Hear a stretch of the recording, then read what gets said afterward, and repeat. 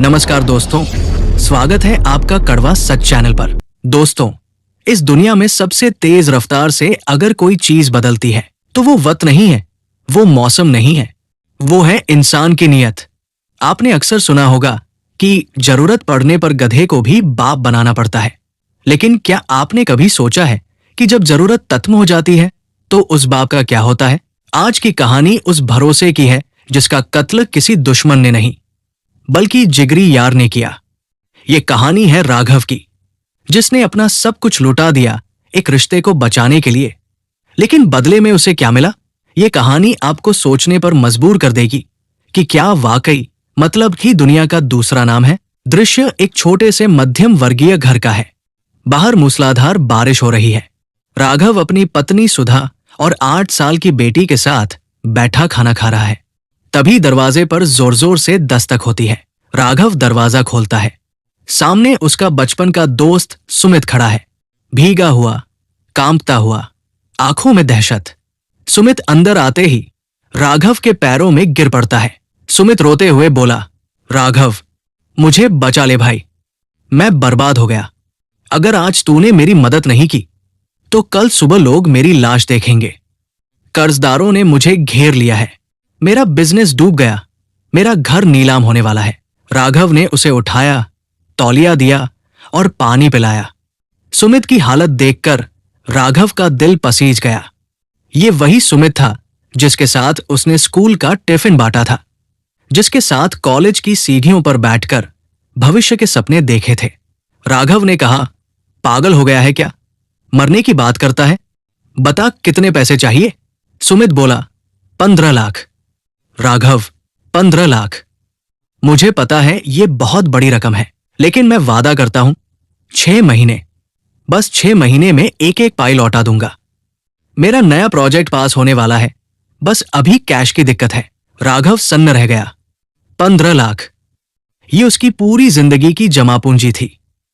उसने अपनी बेटी रिया की पढ़ाई और शादी के लिए फिक्स डिपॉजिट करवा रखी थी। रात को कमरे में पत्नी सुधा ने बहुत समझाया, राघव जी, ये पैसे हमारी बेटी के भविष्य के हैं। दोस्ती अपनी जगह है, लेकिन घर फूंक कर तमाशा देखना समझदारी नहीं है। सुमित जी की आदतें आप जानते हैं, वो जुबान के पक्के नहीं हैं, लेकिन राघव पर दोस्ती का नशा सवार था। सुधा, पैसे तो फिर कमा लेंगे, लेकिन अगर मेरा दोस्त मर गया तो मैं जिंदगी भर खुद को माफ नहीं कर पाऊंगा। इंसानियत भी कोई चीज होती है। अगले दिन राघव बैंक गया। उसने अपनी पीएफ तोड़ी, बेटी की एफडी तोड़वाई और कुछ गहने गिरवी रखकर 15 लाख रुपए सुमित के हाथ में रख दिए। सुमित की आंखों में आंसू थे। उसने राघव के हाथ चूमे और कहा, राघव, तू दोस्त नहीं, मेरा भगवान है। मैं ये एहसान कभी नहीं भूलूंगा। मेरी खाल भी बेचनी पड़ी तो मैं तेरे पैसे चुकाऊंगा। वो कसम, वो आंसू, वो वादे, सब कितने सच्चे लग रहे थे उस वक्त। वक्त का पहिया घुमा। सुमित का नया प्रोजेक्ट चल निकला। किस्मत ने उसका साथ दिया। 6 महीने नहीं, 2 साल बीत गए। सुमित अब शहर का बड़ा बिल्डर बन चुका था। उसके पास अब बड़ी गाड़ियां थी, बाउंसर्स थे और आलीशान ऑफिस था। शुरुआत में राघव जब फोन करता तो सुमित उठा लेता था, हाँ भाई, बस थोड़ा बिजी हूं, अगले हफ्ते पक्का तेरे पैसे भिजवाता हूं। फिर धीरे धीरे सुमित का फोन उठना बंद हो गया। कभी साहब मीटिंग में है, कभी साहब विदेश गए हैं। राघव को चिंता होने लगी। उसे पैसों की जरूरत पड़ने लगी थी। बेटी बड़ी हो रही थी, कॉलेज की फीस भरनी थी। एक दिन राघव सुमित के ऑफिस पहुंचा। रिसेप्शनिस्ट ने उसे ऊपर से नीचे तक देखा। राघव ने साधारण शर्ट पैंट पहन रखी थी, पैरों में पुरानी चप्पल थी। रिसेप्शनिस्ट बोली, अपॉइंटमेंट है? राघव, अरे बेटा, मैं उसका बचपन का दोस्त हूं, उसे बस बोल दो राघव आया है। 2 घंटे राघव रिसेप्शन के सोफे पर बैठा रहा। ऐसी की ठंडक उसे चुभ रही थी। लोग आ रहे थे, जा रहे थे, सूट बूट वाले लोग। राघव खुद को वहां बहुत छोटा महसूस कर रहा था। 2 घंटे बाद उसे अंदर बुलाया गया। केबिन आलीशान था। सुमित अपनी बड़ी सी कुर्सी पर बैठा सोन पर बात कर रहा था। उसने राघव को देखा। पर फोन नहीं काटा। वो हाथ के इशारे से उसे बैठने को कहकर बात करता रहा। 10 मिनट बाद उसने फोन रखा। उसके चेहरे पर वो पुरानी आत्मीयता नहीं थी, एक रूखापन था। बोल राघव, कैसे आना हुआ? सब ठीक तो है?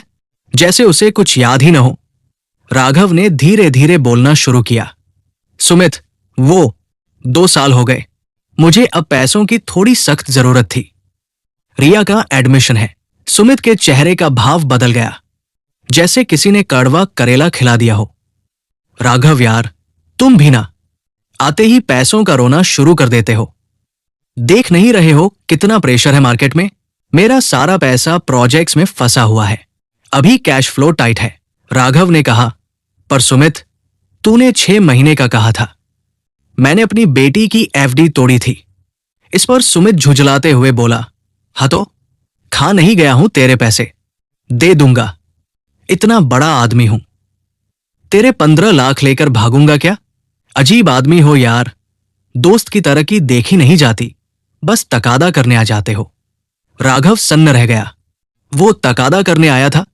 उसने अपनी जमा पूंजी दी थी और आज वो अपराधी जैसा महसूस कर रहा था। उस दिन राघव खाली हाथ लौटा, लेकिन उसका दिल भारी था। उसे महसूस होने लगा था कि जिस सुमित को उसने बचाया था, वो उस तूफान वाली रात में ही मर चुका था। ये कोई और था। 3 साल और बीत गए। अब राघव की हालत और मराब हो चुकी थी। प्राइवेट नौकरी छूट चुकी थी। घर का खर्च मुश्किल से चल रहा था। उधर सुमित अब शहर का जाना माना नाम था। अखबारों में उसकी फोटो छपती थी। तभी राघव के घर पर एक मुसीबत का पहाड़ टूटा। उसकी पत्नी सुधा बाथरूम में फिसल गई। ब्रेन हैमरेज हो गया। उसे तुरंत अस्पताल ले जाया गया। डॉक्टर ने कहा, ऑपरेशन करना पड़ेगा। 5 लाख रुपए जमा कराइए, वरना हम रिस्क नहीं ले सकते। राघव के पैरों तले जमीन खिसक गई। उसके पास 50,000 भी नहीं थे। उसने रिश्तेदारों को फोन किया, दोस्तों से मांगा, लेकिन इतनी बड़ी रकम कोई देने को तैयार नहीं था। अचानक उसे सुमित का ख्याल आया।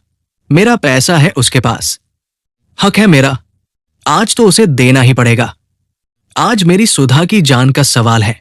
राघव पागलों की तरह अस्पताल से भागा और सुमित के घर पहुंचा। गेट पर गार्ड्स ने उसे रोक लिया। राघव ने गिड़गिड़ाते हुए कहा, मुझे सुमित से मिलना है, बहुत अर्जेंट है, मेरी पत्नी मर रही है। गार्ड्स ने धक्का दिया। शोर सुनकर सुमित बाहर बालकनी में आया। उसने ऊपर से देखा। राघव चिल्लाया, सुमित, सुमित नीचे आ, सुधा अस्पताल में है, मुझे मेरे पैसे चाहिए। सारे नहीं तो कम से कम 5 लाख दे दे भाई, उसकी जान बच जाएगी। सुमित ने अपनी महंगी घड़ी देखी। घर में पार्टी चल रही थी। बड़े बड़े लोग आए हुए थे। उसे लगा कि राघव यहां तमाशा कर रहा है, उसकी इमेज जराब कर रहा है। सुमित नीचे आया, लेकिन गले लगाने नहीं। उसने गार्ड्स को इशारा किया कि इसे साइड में ले जाओ। सुमित दांत पिसते हुए बोला, तुझे शर्म नहीं आती राघव? मेरे घर पार्टी है और तू यहां भिखारियों की तरह चिल्ला रहा है। राघव गिड़गिड़ाते हुए कहा, सुमित, मैं भीख नहीं मांग रहा, मेरा ही पैसा है। सुधा मर जाएगी यार। तुझे याद है जब तू मुसीबत में था, मैंने सवाल नहीं किया था। आज मुझे जरूरत है। सुमित ने अपनी जेब से चेक बुक निकाली। उसने एक चेक साइन किया और राघव के मुंह पर नहीं, जमीन पर फेंक दिया। ये ले 50,000 और सुन, इसके बाद अपनी शक्ल मत दिखाना मुझे। बहुत एहसान एहसान करता है ना तू, कीमत लगा दी है तेरी दोस्ती की। अब निकल यहां से। राघव ने कांपते हाथों से वो चेक उठाया। वो 50,000 का था। उसकी जरूरत 5 लाख की थी और उसके 15 लाख अभी भी सुमित के पास थे। उस पल राघव की आंखों से आंसू सूख गए।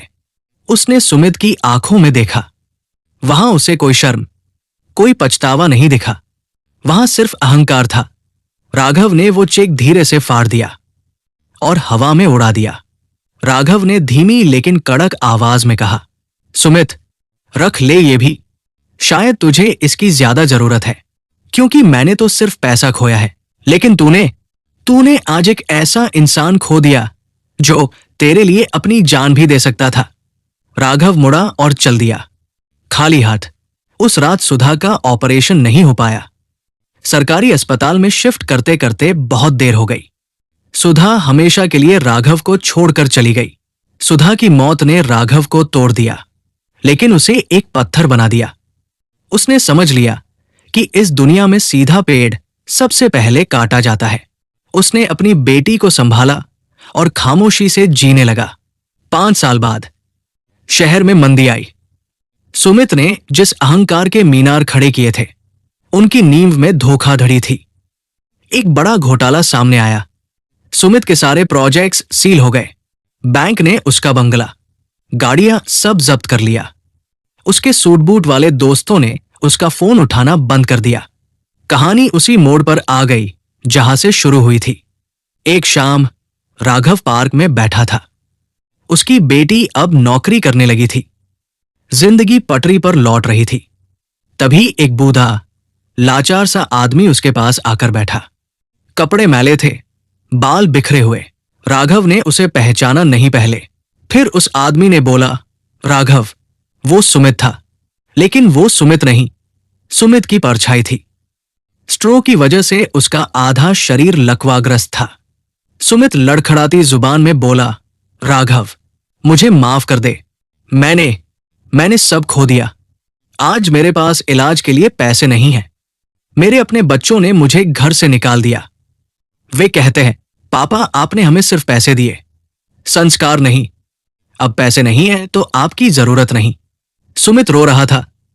मुझे सुधा भाभी की बद्दुआ लगी है राघव। मैं बहुत बुरा इंसान हूं। राघव ने उसे देखा। उसके मन में न गुस्सा आया न दया, सिर्फ एक गहरा सन्नाटा था। राघव खड़ा हुआ। उसने अपनी जेब से 100 रुपए निकाले और सुमित के हाथ में रख दिए। सुमित, माफ तो मैंने तुझे उसी दिन कर दिया था जिस दिन सुधा मरी थी, क्योंकि जहर को अंदर रखता तो मैं भी मर जाता। लेकिन अब मेरे पास तेरे लिए वत नहीं है। और रही बात पैसों की, तो ये 100 रुपए रख ले, क्योंकि मुझे पता है तुझे दोस्ती की नहीं, सिर्फ मतलब की समझ है। और मेरा अब कोई मतलब नहीं बचा। राघव वहां से चला गया, पीछे मुड़कर नहीं देखा। सुमित उस 100 के नोट को पकड़े पार्क की बेंच पर अकेला रोता रह गया। उसी बारिश में जिसमें कभी राघव ने उसके लिए दरवाजा खोला था। तो दोस्तों, क्या देखा आपने? सुमित बदला नहीं था। सुमित हमेशा से वही था, बस उसका वद बदला था। कड़वा सच यही है कि लोग आपके नहीं, आपकी स्थिति, आपके पोजीशन और आपके पैसों के सगे होते हैं। जब आप सूरज की तरह चमकते हैं तो सब आपकी रोशनी में आना चाहते हैं, लेकिन जैसे ही शाम ढलती है अपनी परछाई भी साथ छोड़ देती है। राघव की गलती ये नहीं थी कि उसने मदद की, उसकी गलती ये थी कि उसने एक मतलबी इंसान में अपनापन तलाशने की कोशिश की। इस कहानी से हमें 3 बातें सीखनी चाहिए। 1, मदद उतनी ही करो जितनी भूलने की औकात हो। किसी को उधार या मदद देते वक्त ये मानकर चलो कि ये वापस नहीं आएगा। अगर आपकी अपनी जिंदगी उस पैसे पर टिकी है तो भावुक होकर उसे मत दीजिए। 2, वक्त बदलते ही व्यवहार देखो। अगर किसी का काम निकलते ही उसके बात करने का लहजा बदल जाए, उसके पास आपके लिए वक्त कम हो जाए, तो समझ जाइए कि वो व्यक्ति आपके साथ नहीं, आपके फायदों के साथ था। 3, एहसान फरामोशों से बदला मत लो, उन्हें वक्त के भरोसे छोड़ दो, क्योंकि जिस सीढ़ी का इस्तेमाल करके वो ऊपर चढ़े हैं, जब वो सीढ़ी हटाते हैं तो वो ऊपर लटके नहीं रह सकते, उन्हें नीचे गिरना ही होता है। जैसे सुमित गिरा। याद रखिए, अपनी अच्छाई को खोने मत दीजिए, लेकिन अपनी अच्छाई को बेवकूफी मत बनने दीजिए। परखिए, फिर भरोसा कीजिए। यही है आज का कड़वा सच। सावधान रहें, सुरक्षित रहें। हर इंसान ने जिंदगी में कभी न कभी किसी दोस्त या रिश्तेदार द्वारा धोखा खाया है।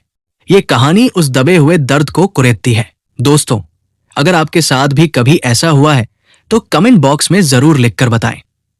वीडियो अच्छी लगी हो तो लाइक करें, शेयर करें और चैनल को सब्सक्राइब करें। धन्यवाद।